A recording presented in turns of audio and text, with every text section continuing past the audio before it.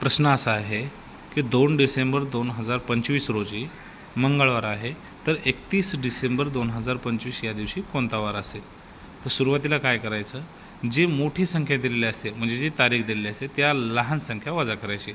आता इथं काय करायचं बघा, 31 वजा 2, कारण काय केलं 31 तारीख आहे म्हणून आपण लहान तारीख वजा केली, 31 झालं. आता नॉर्मली आठवड्यात वार 7 दिवस असतात आणि तेच वार परत फिरत असतात, म्हणून काय करायचं, ह्या बरोबर या 29/7 करायचं.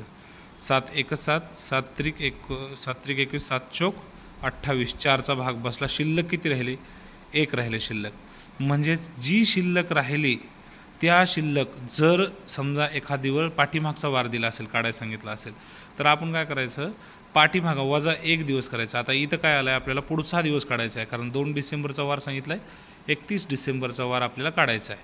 मग काय करणार, याचा अर्थ पुढचा, मग 1 दिवस अधिक करायचा, अधिक 1 केला. मग सुरुवातीचा वार त्यांनी सांगितलं तर मंगळवार, म्हणून 31 डिसेंबरचा वार असेल, 31 डिसेंबरला बुधवार असेल.